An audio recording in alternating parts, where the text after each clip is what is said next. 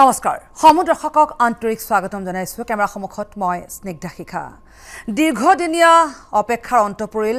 ছাত্ৰ-ছাত্ৰী স্কুলমুখী হ'ল কিন্তু আমাৰ ৰাজ্যত শেহতীয়াকৈ কৰোনাই যি ভয়ংকৰ ৰূপ লৈছে ৰাজ্য আজিও সজাগ হোৱা নাই সেই উদ্দেশ্যে আজি কেমেৰা সন্মুখত পুনৰ বহিছো সেই একটা বিষয়ক লৈ ইয়াৰ পূৰ্বে আমি উল্লেখ কৰিছিলো প্ৰথম অৱস্থাত দৰাচলতে লকডাউনৰ প্ৰথম অৱস্থাত যে কৰোনাক লৈ ভয় কৰিবলগীয়া একো নাই যদিহে ৰাইজ সজাগ সচেতন হয় আজিও আমাৰ উদ্দেশ্য একেটাই আপোনালোকক ভয় দেখুৱাৰ ভয় খুৱাৰ উদ্দেশ্য একেবাৰে নহয় যদিহে আপুনি সজাগ বা সচেতন হয় কিন্তু দেখিছেনে নিটো কিদৰে ৰাজ্যত মৃত্যুৰ হাৰ বাঢ়িবলৈ ধৰিছে নিটো 10-15 জন লোকৰ মৃত্যু হৈছে কেৱল কোভিড আক্ৰান্ত হৈয়ে কিন্তু আজিও আমি ৰাইজক বুজাবলগীয়া হৈছে যে ৰাইজ সজাগ হও নিটো আমি নিজৰ আত্মীয়জনক হেৰুৱাইছো আজি এই সমস্যাৰ দৰাচলতে আমি কি কৰাটো উচিত বা আমি যি দিশে গৈ আছো এই বৰ্ষটোত আমি জানুৱাৰী মাহৰ পৰাই কোভিডক লৈ দৰাচলতে জানুৱাৰী মাহৰ পৰা কোভিডক লৈ এটা আতংকৰ সৃষ্টি হৈছিল সেই আতংক দিনক বৃদ্ধি হ'বলৈ ধৰিছে একাংশৰ কাৰণে কিন্তু একাংশ আজিও সজাগ নহয় মাস্কখন পিন্ধিবলৈ একাংশই আজিও কুণ্ঠাবোধ কৰে সেই বিষয়টো লৈ আজি কথা পাতিম আমাৰ সৈতে আছে হায়াতৰ জেনেৰেল মেনেজাৰ পৰাগজ্যোতি দত্ত মোৰ সোঁহাতে চিকিৎসক ডাবু পাটোৱাৰী তেখেত ইতিমধ্যে কোভিড আক্ৰান্ত হৈ সুস্থ হৈ পুনৰ তেওঁ কৰ্মত নিয়োগ কৰিছে মোৰ বাওঁহাতে এয়া জুমি বৈশ্য তেওঁ MMCHৰ নাৰ্ছিঙৰ ফেকাল্টি সুপ্ৰীতি ৰাজখোৱা এগৰাকী কোভিড আক্ৰান্ত পেচেণ্ট তেওঁ ইতিমধ্যে কোভিডৰ পৰা সুস্থ হৈ আকৌ কৰ্মস্থলীলৈ ঘূৰি আহিছে এগৰাকী সু অভিনেত্ৰী আৰু তেওঁ সংবাদ মাধ্যমৰ সৈতে দীৰ্ঘদিনৰ পৰা জড়িত হৈ আছে প্ৰথম প্ৰশ্নটোৱে মই ডক্টৰ পাটোৱাৰীৰ ওচৰলৈ আহিছোঁ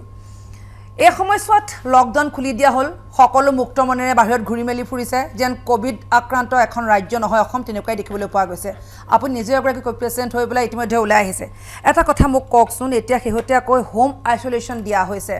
কিমান দূৰলৈকে সম্ভৱ হোম আইচোলেশ্যন লোৱাটো নম্বৰ 1 হোম আইচোলেশ্যনটো সম্ভৱ আছে নোহোৱা নহয় কিন্তু তাতে কিছুমান কেটছ আছে আমাৰ যেটো কৰোনা পেশেন্ট যিমান থাকে 80% হল এচিম্পটোমেটিক এতিয়া লাহে লাহে যিমান নম্বৰ অফ কেसेस বাঢ়ি গৈ আছে daily average 1 lakh all over pan India হৈছে আৰু অসমতো 1,500-2,000 মান হৈ আছে এটা টাইম হৈ গৈছে কি গোটেই হেলথ কেয়াৰ সেটআপটো ফিল্ড আপ হৈ গৈছে বেড পোৱা দিগদাৰ হৈ আছে সো পেশেন্ট এটা আমি সিলেকশন কৰিব লাগিব যে কিছুমান পেশেন্টক আমি এডমিশন কৰাব লাগিব কিছুমান পেশেন্টক হোম আইসোলেশন কৰিব লাগিব সো আগৰ পৰা আমি যেটো দেখি আছো বেমাৰটো বিষয়ে 80% এচিম্পটোমেটিক সো হোম আইসোলেশন কৰাৰ আগে চাব লাগিব যে যিজন পেশেন্ট ইয়ং পেশেন্ট যাৰ কোমৰবিডিটি একো নাই যাৰ হাৰ্টৰ প্ৰবলেম নাই যাৰ ডায়াবেটিস নাই যাৰ প্ৰেছাৰৰ প্ৰবলেম নাই যাৰ কিডনি প্ৰবলেম নাই সাপোজ পেশেন্ট এটা ধৰক আইসোলেশন মানে টেষ্টটো কৰিলে কৰোঁতে ঘৰৰ কাবাৰ এজন হ'ল তাৰপিছত তেওঁৰো টেষ্ট কৰিলা আমি যেনেকৈ ক্লাষ্টাৰ টেষ্টিং কৰা যায় এচিম্পটোমেটিক পেশেন্ট যাৰ অক্সিজেন ৰিকোয়াৰমেন্ট ঠিকে আছে SPO টো যেটো পালস অক্সিমিটাৰ 97-98 হৈ আছে হেবিলাক সাবসেট অফ পেশেন্টক হোম আইসোলেশন কৰাটো ইমান এটা বেয়া বস্তু নহয় ইনফেক্ট মানে কি তেতিয়ালে কি হ'ব আমাৰ মেন পাৱাৰ আপোনাৰ ক্ষেত্ৰত কি হৈছিল আপোনাৰ জ্বৰ হৈছিল না মোৰ একো হোৱা নাই আপুনি কিয় টেষ্ট কৰাবলগীয়া হ'ল মই লাষ্ট 3 মাহৰ পৰা কৰোনা পেশেন্টটো আমাৰ হায়াত হস্পিটেলত ট্ৰিটমেন্ট কৰি আছো এজ অফ নাও মোৰ দেন 500 পেশেন্ট ট্ৰিটমেন্ট কৰা হ'ল এজ আ প্ৰিকশন এভৰি 2-3 উইকছৰ ইন্টাৰভেলত আমাৰ যিমান ডক্টৰ থাকে নাৰ্ছ থাকে প্যাৰামেডিক থাকে আমি টেষ্ট কৰো সো মোৰ যেতিয়া টেষ্টটো কৰিলো টেষ্টটো কৰোঁতে পজিটিভ ওলাল পজিটিভ ওলোৱা সময় তেতিয়া যেহেতু মোৰ নিজৰ ওয়াইফ ডক্টৰ মোৰ নিজৰ ঘৰত জাগা আছে বেলেগ বাথৰুম বেলেগ ৰুম আছে তেতিয়া গোটেইখিনি সিটি স্ক্যান গোটেই ব্লাড টেষ্ট কৰি নৰমাল আছিল নৰমাল থাকুনতে তেতিয়া আই হ্যাভ ডিসাইডেড যে মই ঘৰত হোম আইসোলেশন কৰিম গভৰ্নমেণ্টক নটিফিকেশন দিছো গভৰ্নমেণ্টক নটিফিকেশন দিয়াৰ পাছত গভৰ্নমেণ্টৰ মানুহ তিনিবাৰ আহিছিল আমাৰ ঘৰত চেকআপ কৰিবলৈ পুলিশ ষ্টেচনৰ পৰা ফোন কৰিছিল সব ঠিক ঠাক কৰি পেলাই হোম আইসোলেশন কৰা হ'ল কিন্তু যেহেতু মোৰ ঘৰত আমাৰ মা দেউতা থাকে মোৰ ওয়াইফ থাকে মিসেস থাকে বাচ্চা থাকে আফটাৰ সেকেন্ড ডে গোটেই ঘৰৰ সবৰে টেষ্ট কৰা হ'ল টেষ্ট কৰাৰ পাছত আনফৰচুনেটলি মোৰ মা দেউতা আৰু আমাৰ লগত পেহি থাকে পেহিৰ পজিটিভ ওলাল দেউতা আটাইখিনিৰে ওলাল না এপাৰ্টমেণ্ট মিসেস আৰু বাচ্চা ঠিকে থাকে সো দেউতা 73 প্লাস ডায়াবেটিক হাইপাৰটেনসিভ সিম্পটম একো নাই মাৰো একো সিম্পটম নাই পেহিৰ একো সিম্পটম নাই গোটেই সবাই সিম্পটমেটিক কিন্তু যদিও মা দেউতা পেহি এচিম্পটমেটিক হৈছে তাহাঁতে এজ মোৰ দেন 60 ইয়াৰ্স দেউতাৰ ডায়াবেটিস প্ৰেছাৰ আছে মাৰ প্ৰেছাৰ আছে পেহিৰ প্ৰেছাৰ আছে তেতিয়া মোৰ ৰিস্ক লোৱা নাই তেতিয়া এন্টায়াৰ ফ্যামিলি ইনক্লুডিং মাইসেলফ আমি হস্পিটেলত ভৰ্তি হৈ পেলাই ট্ৰিটমেন্ট কৰিলো ট্ৰিটমেন্ট কৰাৰ পাছত সোৱাব টেষ্ট নেগেটিভ হোৱাৰ পাছত 10 ডে আমি ইন্ডিভিজুৱেল ঘূৰি আহিছো সো হোম আইসোলেশন আৰু এডমিশনৰ যেটো ক্ৰাইটেৰিয়া আছে এনে ভেগলি কৰলে বস্তু নহব আমি চাব লাগিব যিবিলাক পেশেন্টৰ একো প্ৰবলেম নাই হোম আইসোলেশন কাবাৰ যদি সিম্পটোমেটিক থাকে কাবাৰ যদি বয়স বেছি থাকে তেতিয়ালে এডমিশনটো বেছি ভাল 60 এবভ হলে ঘৰত নথকাটোৱে ভাল হয় নেকি এটা কথা মোক কওকচোন এতিয়া পোষ্ট কোভিড যিবিলাক হৈ আছে কোভিড 14 ডেজ তেওঁ ক্লিয়ৰ হয় বা 10 ডেজ থকাৰ পিছত তেওঁ ঘৰলৈ আফটাৰ 7 ডেজ তেওঁ আকৌ ঘৰত আইচোলেশ্যন হয় সেই মানুহজনৰ আফটাৰ 17 বা 16 ডেজ তেওঁ আকৌ লাং ইনফেকশ্যনৰ কিবা আহে বা খুব বেছি বুকুৰ বিষ হয় এনেকুৱা পেচেণ্ট আপোনালোকে পাইছে নেকি ডেফিনেটলি পোৱা যায় হেতু কি কাৰণ হ'ব পাৰে এটা বস্তু আপোনালোকে বুজি পাব লাগিব যে যেটো কোভিড বেমাৰ ইটস কমপ্লিটলি নিউ আগৰ ধৰ মেলেৰিয়া টাইফয়েড টিবি দৰে নহয় যে বছৰে বছৰে হৈ আছে এতিয়া আমাৰ যিখিনি নলেজ পাইছোঁ সেইখিনি knowledge based on clinical features all over the ৱৰ্ল্ডত যিখিনি ডাটা শ্বেয়াৰ কৰা গৈ আছে এতিয়া যিখিনি আমাৰ নিজৰ ক্লিনিকেলি ধৰক আমাৰ হস্পিটেলত যিখিনি আছে বা আমাৰ বেলেগ হস্পিটেলত আমি কলিৰ লগত ডিছকাছ কৰা যাওঁ যিবিলাক পেচেণ্ট ডিলেড প্ৰেজেণ্টেশ্যন লৈ আহে মেক্সিমাম পেচেণ্ট আমি দেখিছোঁ যেনেকৈ আমি কৈছোঁ যে কিছুমান পেচেণ্ট ভাল হয় কিছুমান পেচেণ্ট বেয়া হয় বেয়া হোৱা মেক্সিমাম পেচেণ্টৰ ডিলেড প্ৰেজেণ্টেশ্যন মোৰ নিজৰ পাৰ্চনেল ক্লিনিকেল এক্সপিৰিয়েঞ্চত মোৰ দেন 500 পেচেণ্ট চাই পেলাই দেখিছোঁ যিবিলাক কিছুমান পেচেণ্টে কয় ছাৰ মোৰ জ্বৰ উঠিছিল 5 দিনমান আগত পেৰাচিটামল টেবলেট খালোঁ 2 দিনমান পেৰাচিটামল টেবলেট খালোঁ ফাৰ্মাচীত যাই এজিথ্ৰ'মাইচিন টেবলেট খালোঁ ছাৰ মই জিংক খাই আছিলোঁ ছাৰ মই ভিটামিন চি খাই আছিলোঁ কিন্তু আফটাৰ 5-6 ডেজ যেতিয়া পেচেণ্টৰ কণ্ডিশ্যন বেছি প্ৰব্লেমেটিক হৈছে সেইবিলাক পেচেণ্ট যদি ডিলেড প্ৰেজেণ্টেশ্যন হৈছে তাহাঁতৰ পেচেণ্টৰ ট্ৰিটমেণ্ট কৰা দিগদাৰ হয় তাহাঁতৰ ট্ৰিটমেণ্টটো প্ৰলং হয় আৰু তাহাঁতৰ অক্সিজেনৰ প্ৰব্লেমটো হৈ থাকে আৰু সেই চাবচেট অফ পেচেণ্টৰ যাৰ লাংছৰ ইনভলভমেণ্ট বেছি হয় এতিয়া লাংছৰ ইনভলভমেণ্ট কম বেছি চবৰে হয় কোভিড এতিয়া যাৰ ডিলেড প্ৰেজেণ্টেশ্যন হৈছে সেইবিলাক পেচেণ্টৰ যেতিয়া লাংছৰ ইনভলভমেণ্ট বেছি হৈছে ডিছচাৰ্জ নিগেটিভ হৈ যোৱাৰ পাছতো আমি যিটো প্ৰট'কলৰ মতে ডিছচাৰ্জ দিওঁ আমি ডিছচাৰ্জ দিয়াৰ আগে 3 দিন চাব লাগিব যে উইদাউট অক্সিজেন পেচেণ্টৰ মেইনটেইন হৈ আছে পেচেণ্টৰ 6 মিনিট ৱাকিং টেষ্ট কৰি চাওঁ ঠিক ঠাক থাকে তাৰ পাছত ডিছচাৰ্জ দিয়াৰ পাছতো দেখা গৈছে ছাম ছাবছেটছ ইমান বেছি নহয় 1% বা 2% হৈছে আকৌ ঘূৰি আহিছে কিন্তু আজিও আমাৰ হস্পিটেলত 2জন পেচেণ্টক আমি ডিছচাৰ্জ দিছোঁ লাকিলি তাহাঁতৰ অকল জ্বৰ উঠিছে কিছুমান পেচেণ্টক পষ্ট কোভিড হোৱাৰ পাছতো ছেকেণ্ড এটা স্পাইক অফ ফিভাৰ দেখা যায় মোৰ নিজৰ ভিন্দৰো হৈছে কোভিড হোৱাৰ পাছত ডিছচাৰ্জ হোৱাৰ 3 দিন পাছত ছেকেণ্ড স্পাইক অফ ফিভাৰটো হৈছে 2-3 দিন আচলতে নোহোৱালৈকে কোভিড নোহোৱালৈকে বা কোভিড আক্ৰান্ত নোহোৱালৈকে সেইজন ব্যক্তিয়ে সেই অনুভৱ কৰিব নোৱাৰে মই এনেকুৱা বহুত মানুহ পাইছোঁ যিখিনি নিৰ্ভীক আচলতে কোভিড একো নাই বুলি প্ৰথমতে এৰাই চলিছিলে কিন্তু সেইসকল ব্যক্তিয়ে কোভিড হোৱাৰ পিছত কিন্তু কৈছে যে হয় কোভিডে এনেকুৱা বছৰ লৈ আহিছে মানুহজন ইমান বেছি দুৰ্বল হৈ পৰিছে এতিয়াও সুস্থ হ'ব পৰা নাই আৰু আফটাৰ কোভিড তেওঁ ভাল হৈ অহাৰ পিছত তেওঁ বেছি ভয়ানক হৈছে যে জানোচা মোৰ আকৌ কিবা এটা হয় বুকুৰ বিষ জানোচা আকৌ হয় সেই ভয়টোত আছে জুমি বৈছো মই আপোনাৰ ওচৰলৈ আহিছোঁ এগৰাকী আপুনি MMCHৰ যেহেতু আপুনি তাত কৰ্মৰত MMCH এনে এখন হস্পিটেল হৈ গ'ল এতিয়া তাত কোভিডৰ বাহিৰে বেলেগ আৰু কোনো পেচেণ্ট নাই কেনেকুৱা পেচেণ্ট আপুনি পাইছে যি পেচেণ্ট ভাল হৈ ঘূৰি গৈছে আকৌ উভতি আহিছে আপোনালোকৰ ওচৰলৈ তেনেকুৱা পেচেণ্ট কিমান পাইছে বা কি হৈ আছে প্ৰথমতেতো ফাৰ্ষ্ট কেছ যেতিয়া আমি পাইছিলোঁ 31 মাৰ্চ আৰছাদ বুলি প্ৰথম কেছ আহিছিলে ধুবুৰীৰ আছিল বোধহয় হয় তেখেত নিজামুদ্দিন মাৰ্কাজৰ পৰা আহিছিলে সো তেতিয়া খুব বেছি মানুহৰ মাজত ভয় সংশয় আছিল কাৰণ এই তেওঁলোকে টিভি বিলাকত দেখিছিল যে চীনত wuhan চহৰত ফাৰ্ষ্ট হৈছিলে 2019 ডিচেম্বৰত সো তেতিয়া মানে দেখিছিল যে খুব মানুহবিলাক এনেকৈ খোজকাঢ়ি আছে ঢলি পৰিছে তেতিয়া ফাৰ্ষ্ট লকডাউন আমাৰ ষ্টাৰ্ট হৈছিলে চাগে 23 মাৰ্চৰ পৰা 24 মাৰ্চৰ পৰা হৈছিলে সো তেতিয়া মানুহবিলাক অলপ বেছি ভয় খাইছিলে আমি যেতিয়া কৰ্মস্থলীলৈ যাওঁ ৰাতিপুৱা হওক ইভিনিং হওক যেতিয়াই যাওঁ তেতিয়া দেখোঁ ৰাস্তাত একদম মানে কোনো মানুহ নাই কিন্তু লাহে লাহে যেতিয়া আনলক 1 2 3 4 এতিয়া যোৱাকালিৰ পৰা স্কুলবিলাক খুলি দিলে এতিয়া দেখিছোঁ যে সেই ডিষ্টেঞ্চটো মানি চলা নাই আমি সেনেকুৱাকৈ এতিয়ালৈকে এজনে পাইছোঁ মানে পষ্ট কোভিড হৈ পেলাই আকৌ আক্ৰান্ত হৈছে কিন্তু এনেকুৱা ইমান চিমটমেটিক দেখা নাই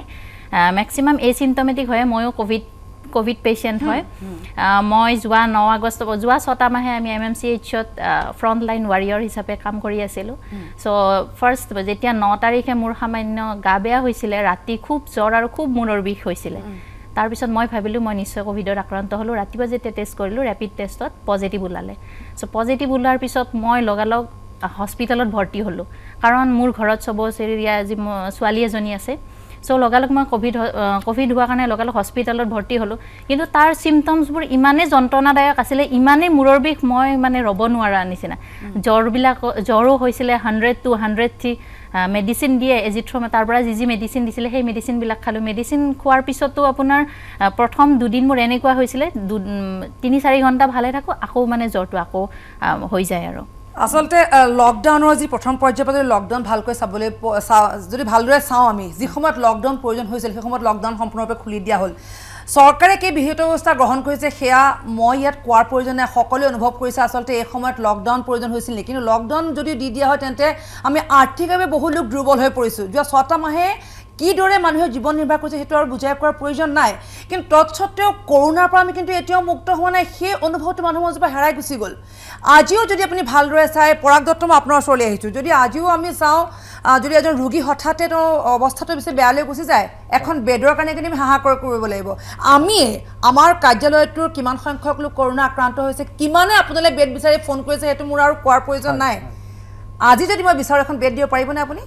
নহয় চাওক আমি যেতিয়াৰ পৰা কৰোনা আৰম্ভ হৈছিলে আমি প্ৰথমৰ পৰাই আমাৰ হস্পিটেল মই হায়াত হস্পিটেলৰ পৰা আহিছিলোঁ হায়াত হস্পিটেলত আমি প্ৰথমৰ পৰাই কৰোনা পেচেণ্টৰ ট্ৰিটমেণ্ট কৰি আহিছোঁ কিন্তু ধৰক এপ্ৰিল মে'ৰ পৰা আৰম্ভ হৈছিলে আমাক হয়তো গভৰ্ণমেণ্টে আমাক এলাউ কৰিছিলে আমি জুনৰ পৰা প্ৰাইভেট হস্পিটেলত ৰাখিছিলোঁ জুনৰ লাষ্টৰ পৰা কিন্তু আগষ্টৰ 15 তাৰিখৰ পিছত খুব বেছিকৈ আহিছিলে মানে প্ৰেছাৰটো খুব বেছি আহিছিলে মই যিমানটো জানো বৰ্তমান গুৱাহাটীত প্ৰাইভেট হস্পিটেল গোটেইখিনি মিলাই হয়তো 1000 মান বেড আছে কিন্তু আজিৰ ডেটত কোনো হস্পিটেলত কোনো বেড নাই আমাৰ তাত আমি 75% ৰাখি আছোঁ ডেইলি 15 পৰা 20টা ফোন কল আহে যাক আমি বেড দিব নোৱাৰোঁ গতিকে খুব এটা ক্ৰাইচিছ GMCH MMCH বাদ কৰিও প্ৰাইভেট হস্পিটেলত 1000 পেচেণ্ট ৰাখি আছে কিন্তু তথাপিও আজিৰ ডেটত কোনো বেড নাই কোনো হস্পিটেলতে বেড নাই সুপাৰিনটেণ্ডেণ্ট GMCHৰ তেওঁ ইতিমধ্যে কৈছে যে পোষ্ট কোভিড যিবিলাক এতিয়া কোভিড আক্ৰান্ত হৈ তেওঁ সুস্থ হৈ ঘৰলৈ উভতি গৈছে পোষ্ট কোভিড যিজন মানুহ ঘূৰি আহিছে তেওঁক কিন্তু ICUৰ প্ৰয়োজন হৈছে কাৰণ তেওঁ সততে তেওঁ চিকিৎসা কৰিব পৰা অৱস্থাত নাথাকে আৰু পোষ্ট কোভিড যদি এজটো তেওঁ বেছি হয় তেন্তে খুব বেছি চিন্তনীয় হয় সুপ্ৰীতি ৰাজখোৱা আপুনি মোক কওকচোন আপুনি কোভিড আক্ৰান্ত হোৱাৰ লগে লগে আপোনাৰ বহুত মই ছ'চিয়েল আপডেট পাইছিলোঁ যে আপুনি হাহাকাৰ কৰিবলগীয়া হৈছিল এটা চিটৰ কাৰণে বহুত সময় আপুনি চিট পোৱা নাছিল আৰু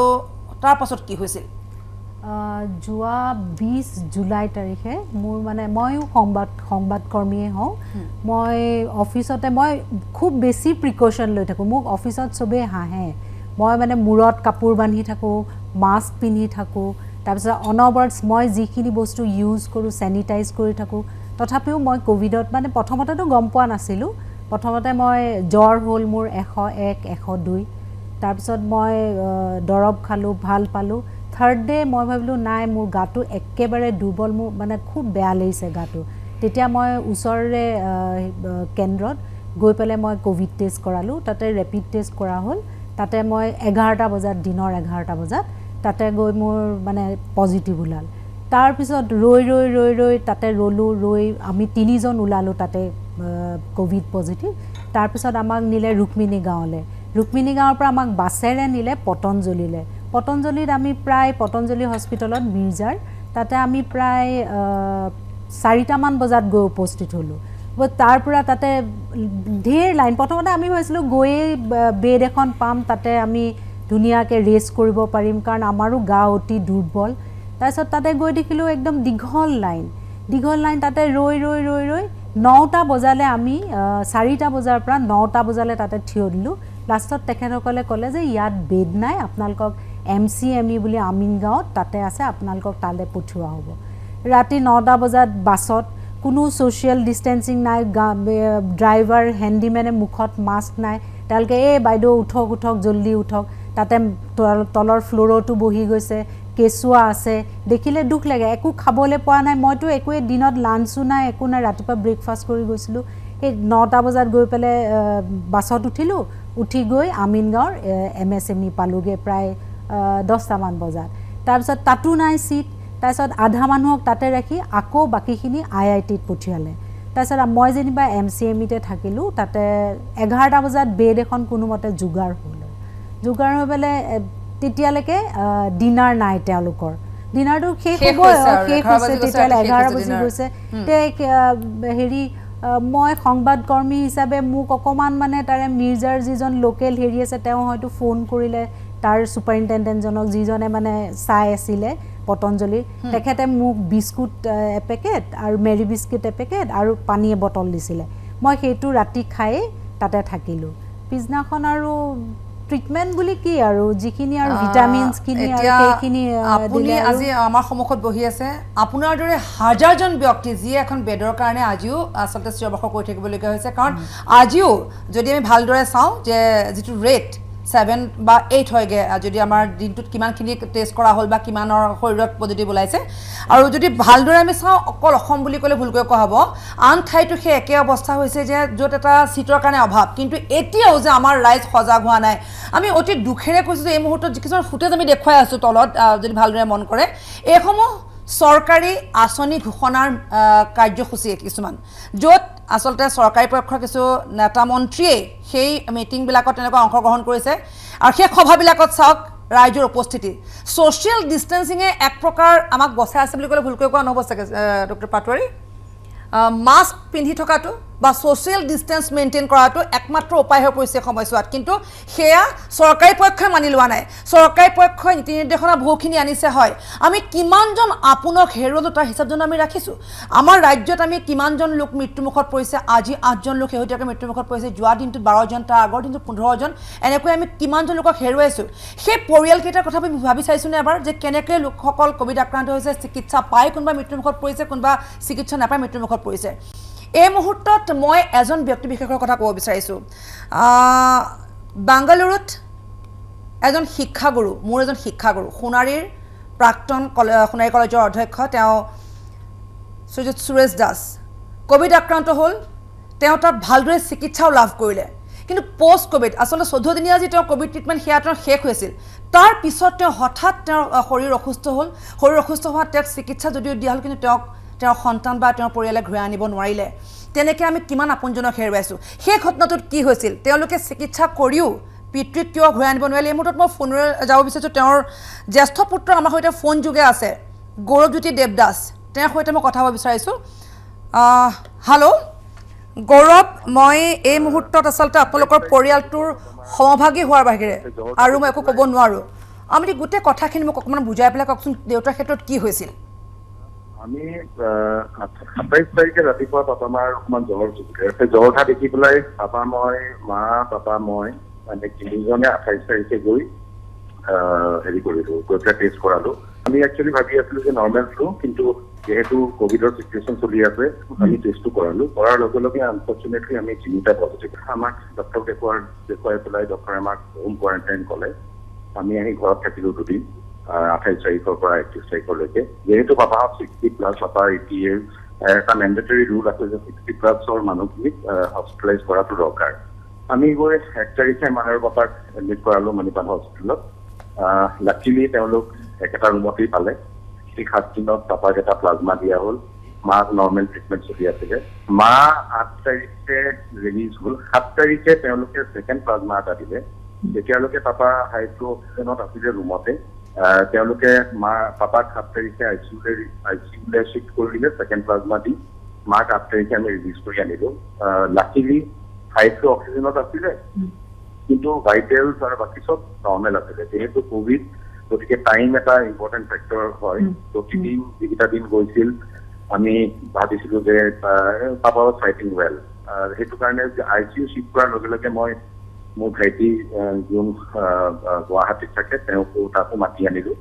সি 8 তাৰিখে 9 তাৰিখে গৈ পালেগৈ তাৰপিছত 9ৰ পৰা 14 তাৰিখে আমি সদায় আপডেট পাই আছিলোঁ papa was stable vitals was normal and he was fighting well চিকিৎসা তেখেতে পালে নাই ভালদৰে চিকিৎসা পালে নাই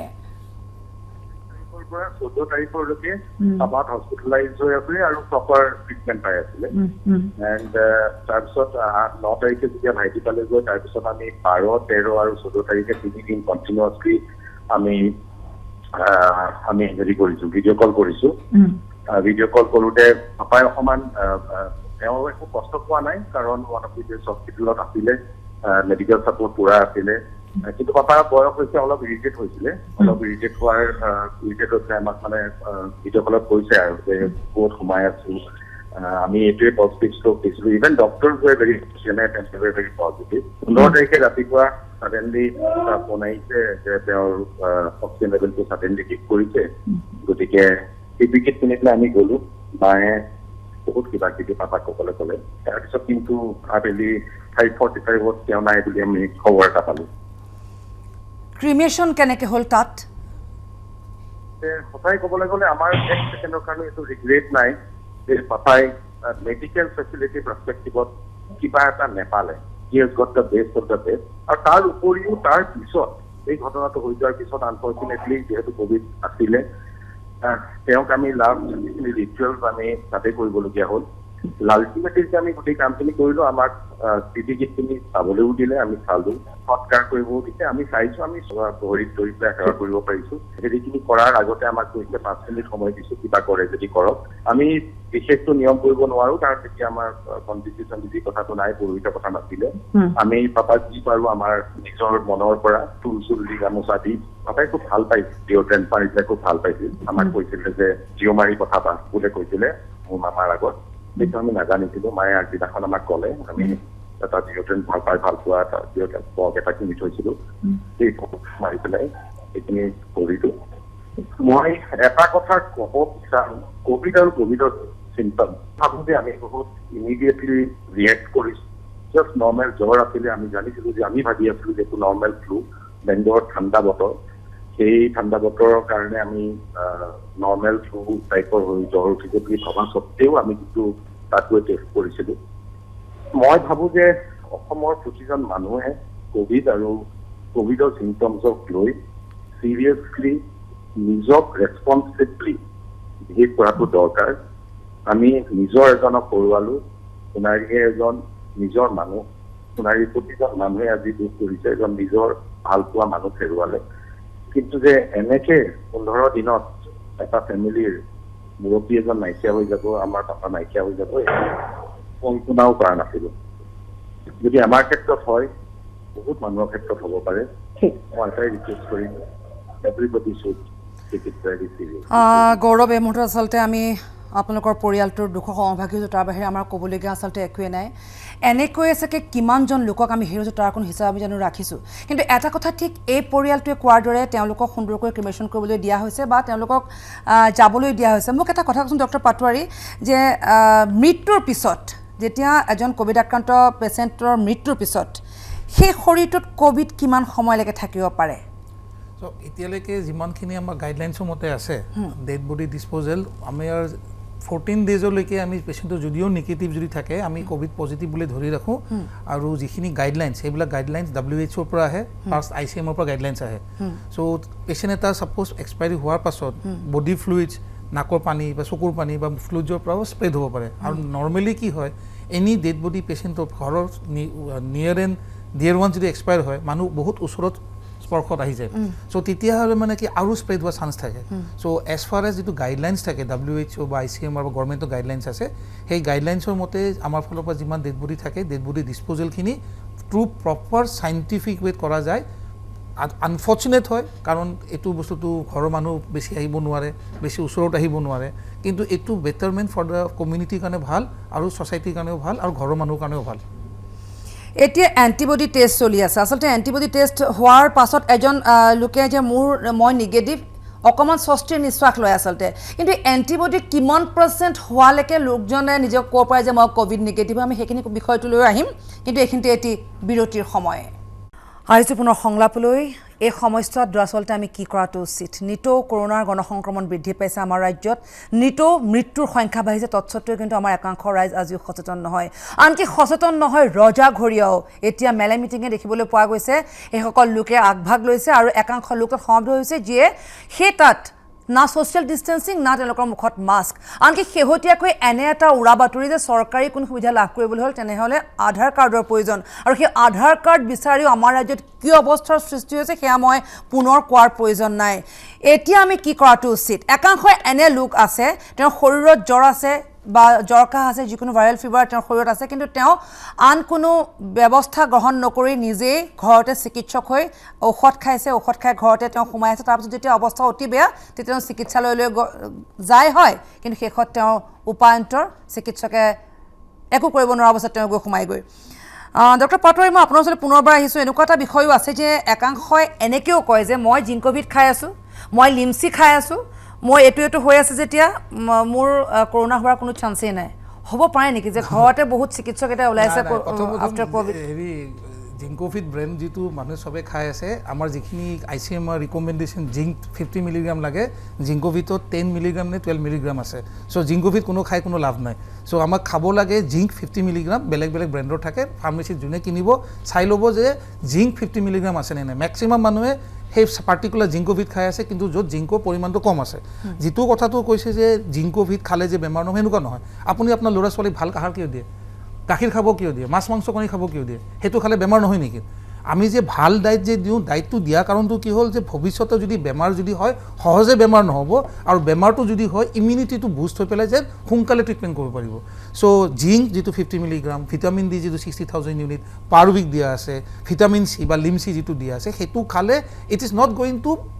আপোনাক বেমাৰ নহ'ব নহয়, এইটো বেমাৰৰ প্ৰটেকশ্যন দিব, আপোনাৰ ইমিউনিটিটো বাঢ়িব। যেনেকৈ মই আপোনাক ক'লোঁ, যেনেকৈ মানুহ এটা বাচ্ছা এটা গ্ৰ'য়িং ষ্টেজত গাখীৰ ঘি চব খাব লাগিব, সেইটো খালে যে বেমাৰ নহয় কথা নহয় নহয়, সেইটো আমাৰ ইমিউনিটিটো বুষ্ট আপ কৰিবৰ কাৰণে যে চ' ডেট আমাৰ বডিত ৰেজিষ্টেঞ্চ ডেভেলপ কৰিব, ফাইট কৰিব বেমাৰ। এনেকুৱা নহয় যে মই যে জিংক টেবলেট খালোঁ মোৰ কৰোণা নহ'ব। এটা কথা কওকচোন, এণ্টিজেন টেষ্ট আৰু RT-PCR এতিয়া সকলোকে এতিয়া স্কুলবিলাক খোলাৰ লগে লগে ষ্টুডেণ্টৰ ক্ষেত্ৰতো কোৱা হৈছে যে টেষ্ট কৰিবই লাগিব,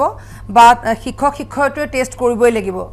কি টেষ্ট কৰিব? এণ্টিজেন টেষ্ট কৰিব নে তেওঁলোকে RT-PCR কৰিব? এইটো ইমান এটা কনফিউজন হৈ যোৱা বস্তু নহয়। নাম্বাৰ 1 চবৰে মাজত কথা হ'ল গ'ল্ড ষ্টেণ্ডাৰ্ড টেষ্টটো হ'ল RT-PCR টেষ্ট। RT-PCR টেষ্টৰ ৰিজাল্ট আহিবৰ কাৰণে 6 ঘণ্টা 5 ঘণ্টামান লাগে। চ' RT-PCR টেষ্টটো আমি চবকে নকৰোঁ। এণ্টিজেন টেষ্টটো ৰেপিড টেষ্ট হয়, 15-20 মিনিটত ৰিজাল্টটো হয়, চিপো হয়। চ' মাছ যেতিয়া স্ক্ৰিনিং কৰা যাব হয়, ছাপ'জ স্কুলৰ চব টিচাৰক কৰাম, 1000টা টিচাৰক, তেতিয়া 1000টা টিচাৰক যদি আমি RT-PCR কৰোঁ কিমান টাইম লাগিব? পইচাটো কথা বাদৰ কথা। এটা পেচেণ্টক যদি 4 ঘণ্টা 5 ঘণ্টা 1000 পেচেণ্ট কিমান টাইম লাগিব? 4 ঘণ্টা 5 দিন 6 দিন 7 দিন লাগিব। চ' এণ্টিজেন টেষ্টৰ স্পেচিয়েলিটিটো কি আছে? এইটো যদি পজিটিভ হয় we take it as a positive, আৰু যদি নেগেটিভ যদি হয় এচিমটমেটিক পেচেণ্ট, ছাপ'জ পেচেণ্ট আমি ধৰক 1000টা টিচাৰৰ টেষ্ট কৰিলোঁ, তাৰ ভিতৰত 1000টাৰ ভিতৰত এণ্টিজেন টেষ্ট 100টা পজিটিভ ওলাল, 900টা যদি নেগেটিভ যদি ওলায়, তাৰ ভিতৰত যদি আমি দেখা যায় কিছুমান টিচাৰ বা যিকোনো ছাবজেক্টক তাহাঁতৰ যদি জ্বৰ উঠি আছে, কাহ হৈ আছে, SPO-টো কম হৈ আছে, তেতিয়াহ'লে we suspect them to be COVID positive even though antigen test is negative. তাহাঁতক আমি RT-PCR এটা কথা মোক কওক, এতিয়া যিকোনো এজন ব্যক্তিয়ে ক'ভিড, এতিয়া যিহেতু এতিয়া সংখ্যা বাঢ়িছে, ইতিমধ্যে ডক্টৰে কৈছে যে য'ত চিট নাই, MMCH GMCHৰ কথা দূৰত ৰাখিলোঁ, কোনো প্ৰাইভেট হস্পিটেলতো এতিয়া চিট নাই, চিট দিব নোৱাৰে, আইচলেশ্যন ঘৰত লৈ লয় তেওঁলোকে। কোনে পাৰিব আইচলেশ্যন ল'বলৈ ঘৰত? যে মোৰ এইজটো মই নকওঁ, 60 এবভ হ'লে তেওঁ যাবই লাগিব চিকিৎসালয়লৈ, তাৰ উপৰি কোনে পাৰিব? আপুনি কৈছে যে আপোনাৰ ঘৰত এক্সট্ৰা ৰুম এক্সট্ৰা বাথৰুম আছিল যিকাৰণে আপুনি ঘৰ লৈছিল, কিন্তু তেনেকুৱাকৈ সুবিধা থকা ব্যক্তিও দেখিছোঁ ঘৰত থাকি তেওঁলোকৰ শৰীৰৰ অৱস্থা অতি বেয়া হোৱাত শেষত ধৰ আমাৰ লগা নিচিনা অৱস্থা হয়। সেই মানুহখিনিক কেনেকৈ আপুনি ক'ব যে তেওঁ ঘৰত থাকক, বা কেনেকৈ ডিচাইড কৰিব যে এজন ঘৰত থকাটো উচিত? প্ৰথম কথাটো গোটেই অনাৰ্ছটো পেচেণ্টটোৰ ওপৰত। আমাৰ যদিও কৈ আছে হোম কোৱাৰেণ্টাইন কৰি আছে, বহুত মানুহে মিছা কথা কয় যে মোৰ চিমটমছ নাই,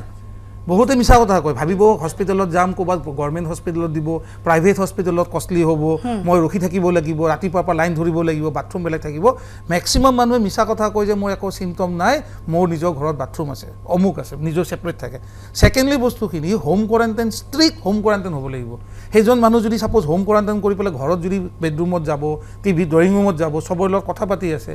ৰিস্কটো মানে তেওঁৰ পৰা ঘৰৰ মানুহ বেলেগত দিয়া আছে।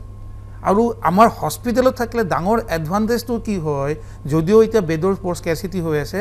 আমাৰ ডেইলি চেকআপ হৈ থাকে। যদিও আপোনাক একো মেডিচিন দিয়া নাই, ডক্টৰ আহি পেলাই চাব, চাই পেলাই অক্সিমিটাৰ চাব, কিন্তু আউট অফ 100% পেচেণ্টৰ 20% পেচেণ্ট বেয়া হয়। সেই যিটো বেয়া হয় সেইটো চিষ্টাৰে বা ডক্টৰে লগে লগে গম পাব পাৰে আৰু লগে লগে ট্ৰিটমেণ্ট কৰিব পাৰে। চ' হোম আইচলেশ্যন যিটো বস্তু আছে, এতিয়াতো উপায়ো নাই, স্কেৰচিটি অফ বেড আছে, কিন্তু বহুত মানুহে হোম আইচলেশ্যন এভেইল কৰে। না মোৰ ঘৰত মোৰ বেডৰুমটো লাগিব, মোৰ টিভিটো লাগিব, মোৰ নিজৰ বাথৰুম লাগিব, মই সেই থাকিম। কিন্তু যদি চিমটম আছে, যদি কিবা প্ৰব্লেম আছে, আই ষ্টিল প্ৰিফাৰ কষ্ট হওক হস্পিটেলত ভৰ্তি হওক, কাৰণ কিবা এটা 20% মানুহৰ তাৰ ভিতৰত কিবা যদি প্ৰব্লেম যদি হয় ইমিডিয়েটলি ট্ৰিটমেণ্ট কৰিব পৰা যায়। জুবি বৈষ্ণৱ, আপুনি কওকচোন,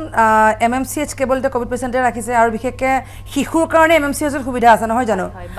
বাগৰি ৱাৰ্ড খুলি দিছে, প্ৰেগনেণ্ট আৰু পিডিয়াট্ৰিকৰ কাৰণে বেবীৰ কাৰণে ৰিচেণ্টলি ইনাগুৰেট কৰিছে হিমন্ত বিশ্ব শৰ্মা ছাৰে গভৰ্ণমেণ্ট হস্পিটেল মানে 52 বেডছৰ নেকি মোৰ বোধৰে নহয় 150 আছে 150 নহয় জানো কিন্তু 150 হয়তো নেক্সট ডে 150 আপোনাৰ এইফালে এডাল্টৰ আৰু সেইফালে বাগৰিৰ কাৰণে এক্সট্ৰা হয় বাগৰি ব্লক গভৰ্ণমেণ্ট হস্পিটেল সুপ্ৰীতি বাইদেউ যিটো কথা ক'লে মানে একো পোৱা নাই কিন্তু মই নিজে MMCHত কৰ্মৰত আৰু মই যিখিনি দেখিছোঁ মই এজ এ পেচেণ্ট হিচাপত যেতিয়া সোমাইছিলোঁ তেতিয়া মই দেখিছোঁ তাত যিখিনি মানুহ কৰ্মৰত আছে চিকিৎসা কৰ্মীয়ে হওক নাৰ্ছে হওক তেওঁলোকে মৰ্ণিং ইভিনিং নাইট ৰাউণ্ড দিয়ে আৰু কাৰ কি প্ৰব্লেম হয় সেইখিনি বস্তু চাই এজ সুন এজ পালছ অক্সিমিটাৰৰ অক্সিজেন চাব তেওঁ সময়টো বেয়া আছিল তেওঁ 11 বাজি গৈছিল ৰাতি 11 বজাত যেতিয়া এগৰাকী পেচেণ্টে এখন বেডৰ কাৰণে হাহাকাৰ কৰি আছে তেতিয়া তেওঁ খোৱাৰ কথা চিন্তা কৰিব নে বেডখনৰ কথা চিন্তা কৰিব তেওঁ সময়টো ডিনাৰ টাইম তেতিয়া হয়তো পাৰ হৈ গৈছিল হয় তেতিয়া মানে খোৱাৰ কথা বুলি কোৱা নাই এজ এ হ'ল মই চিকিৎসাৰ ক্ষেত্ৰতে কৈছোঁ মানে গোটেইখিনি আমি পাইছিলোঁ আমি মানে তাত যিখিনি পেচেণ্ট আছে সেইখিনিও পাইছিলে ধৰক টাইম টু টাইম তেওঁলোকে আহে তেওঁ ক'বলগীয়া হৈছিল কিন্তু যে মই মিডিয়াৰ মানুহ বুলি কোৱাৰ পিছত তেওঁ এখন বেডৰ কাৰণে হয়তো সুবিধাখিনি পাইছিল নহয় কিবা কিবা কথা আছিল সেইটো বস্তু মই বেলেগত যিহেতু যোৱা নাই সেইটো ক'ব নোৱাৰিম যে মানে ফ্ৰম গভৰ্ণমেণ্ট হস্পিটেল MMCHত সেই সুবিধাখিনি মেক্সিমামে পাইছে আৰু কাৰোবাৰ যদি 90% বা 80%ৰ ডাউন গুচি যায় অক্সিজেনটো লগালগ তেখেতক ICU আছে তলত লগালগ ICUত ভৰ্তি কৰায় আৰু আমাৰ ছাৰহঁত কমপ্লিটলি তাতে লাগি থাকে আৰু সেইটো এটা কথা মোক কওকচোন আপুনিতো পাই আছে আৰম্ভণিৰ পৰা আপুনি কৈছে 31 মাৰ্চৰ দিনত প্ৰথম ধুবুৰীৰ পৰা প্ৰথমজন পেচেণ্ট আহিছিল গুৱাহাটীলৈ MMCHলৈ আৰু সেই দিন ধৰি আপোনালোক ব্যস্ত হৈ আছে নিজেও এদিন গৈ কোভিড পেচেণ্ট হ'লগৈ আপুনি আজি ওলাই আকৌ কৰ্মৰত একে ঠাইতে এতিয়া মৃত্যুৰ হাৰ বাঢ়িছে কি কাৰণ বুলি ভাবে কি কাৰণ মানে মই ভাবোঁ মানুহৰে দুখ এইটো কি হয় আপুনি মই হওক বা যিজন মানুহে এনে কৰ্মস্থলীলৈ যায় মই যাওঁতে দেখোঁ মেক্সিমাম মানুহ ছাইডত যিখিনি থাকিব বাচ্চাই হওক ডাঙৰ হওক তেওঁলোকে ছ'চিয়েল ডিষ্টেঞ্চ নাই আৰু তেওঁলোকে মাস্ক পিন্ধে কিছুমানে পিন্ধে মুখৰ এইখিনিত আৰু কিছুমানে পিন্ধে ডিঙিত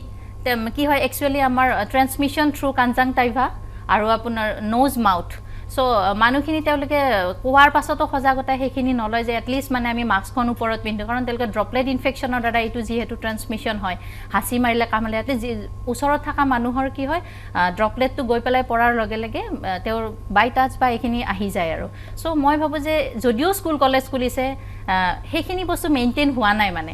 আমি আৰম্ভণিৰ পৰা আচলতে লকডাউন দিয়াৰ আৰম্ভণিৰ পৰা আমি দেখুৱাই আহিছিলোঁ আমাৰ ৰাজ্যতে নালাগে সমগ্ৰ দেশতে কি অৱস্থাৰ সৃষ্টি হৈছিল বিশেষকৈ লকডাউন বুজাবলৈ আৰক্ষীৰ কোব খাবলগীয়া হৈছিল একাংশই সেই দিন ধৰি মাস্ক কেনেকৈ পিন্ধিব লাগে সেই কথাখিনি আমি আৰু পৰিতাপৰ কথা যে আজি ছমাহ অতিক্ৰম কৰিলে আমি আজিও বুজাই আছোঁ যে আপুনি মাস্কখন পিন্ধক ছ'চিয়েল ডিষ্টেঞ্চ আপুনি মেইনটেইন কৰক আমি আজিও বুজাই আছোঁ আৰু নিতৌ দেখুৱাই আছোঁ কিদৰে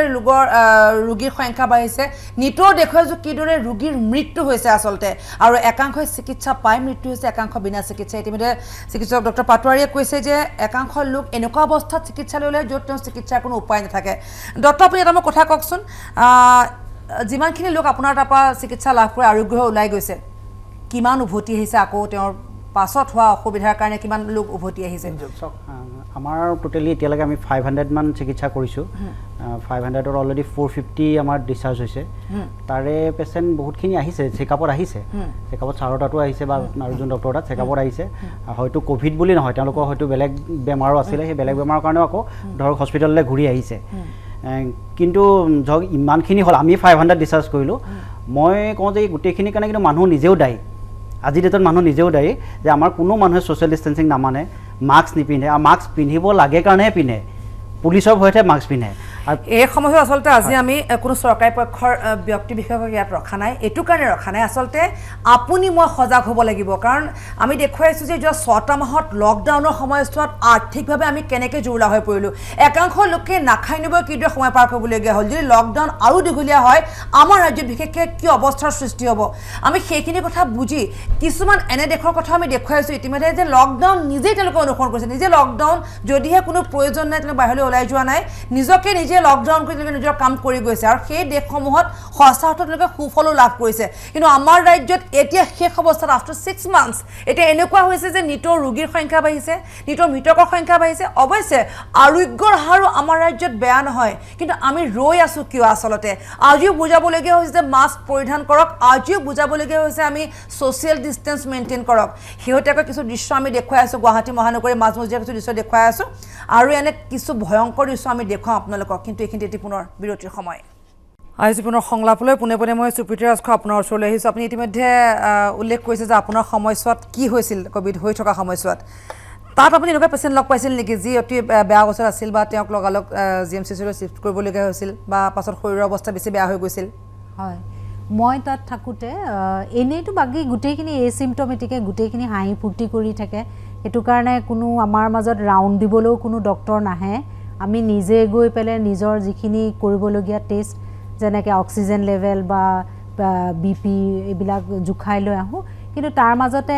এগৰাকী ডায়েবেটিক পেচেণ্ট আছিলে, তেওঁ মানে খাব নোৱাৰা হ'ল। প্ৰথমতে তেওঁৰ একো চিমটমছ নাছিলে, ঠিকেই আছিলে যেতিয়া তাত সোমাইছিলে মানে কোৱাৰেণ্টাইন চেণ্টাৰত। তাৰপিছত তেওঁতো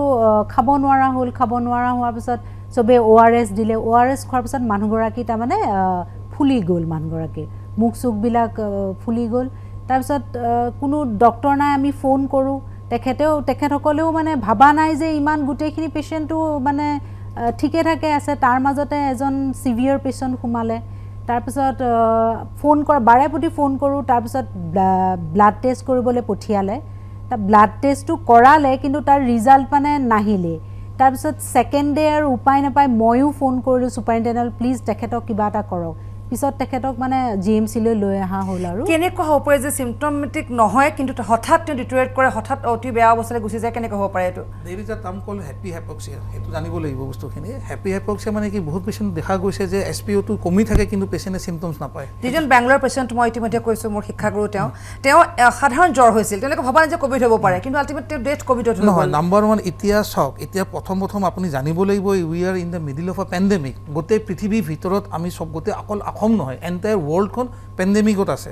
any fever, any history of fever, যাৰ জ্বৰ উঠিছে, যাৰ কাহ হৈছে, যাৰ স্মেলটো গৈছে, যাৰ গাৰ বিষ হৈছে, take it as corona until and unless proved otherwise. Rule number one, respect কৰিব লাগিব। We have to respect the virus. যোনে ভাইৰাছৰ ৰেচপেক্ট নকৰে, যোনে কয় একো নহয়, মই ষ্ট্ৰং, মই জিমত যাওঁ, মোৰ বয়স কম, মোৰ একো নহয়, সেইবিলাক মানুহৰ প্ৰব্লেম হৈছে। এতিয়া চবতছে ইম্পৰ্টেণ্ট হ'ল টাইমিংটো ইম্পৰ্টেণ্ট। আৰম্ভণিতে কৈছোঁ যে বহু এনেকুৱা নিৰ্ভীক মানুহ দেখিছোঁ আমাৰ কাৰ্যালয়তে, বহুখিনি প্ৰায় 70% ইতিমধ্যে কোভিড আক্ৰান্ত তেওঁলোক সুস্থ হৈ উভতি আহিছে। কিন্তু সুস্থ হৈ উভতি অহাৰ পাছত তেওঁলোকৰ মনৰ অৱস্থা দেখিছোঁ যে যিসকল খুব বেছি নিৰ্ভীক আছিল তেওঁলোকে কিন্তু এতিয়া খুব বেছি ভয় কৰা হৈছে যে সঁচা অৰ্থত কি তেওঁলোকে চাফাৰ কৰিছে, হোৱাজনেহে বুজি পাইছে। আমাৰ উদ্দেশ্য সেইটোৱে যে এতিয়াও আমি কৰোণামুক্ত ৰাজ্যৰ বাসিন্দা নহয়, আমি নিজে যদি সজাগ সচেতন নহওঁ কিন্তু উপায়ন্তৰ হৈ পেলাই যদি আমি চিকিৎসালয়লৈ যাওঁ কাৰো হাতত একো নাথাকিব। সেয়ে এতিয়াই যিখিনি নিৰ্দেশনা আমাৰ হাতত আছে, লকডাউন এতিয়া নাই, সেই হেতুকে আপুনি মুক্ত নহয়। চেষ্টা কৰক এতিয়া ছ'চিয়েল ডিষ্টেঞ্চিং মেইনটেইন কৰিবলৈ, মাস্ক পৰিধান কৰিবলৈ, ঘৰতে দৰৱ নাখাই অন্ততঃ চিকিৎসকৰ পৰামৰ্শ ল'বলৈ। আটাইকেইগৰাকী অতিথিক মোৰ ধন্যবাদ জ্ঞাপন কৰিছোঁ আৰু সংলাপৰ পৰা ইয়াৰ লগে লগে মই স্নিগ্ধা শিখাই বিদায় লৈছোঁ।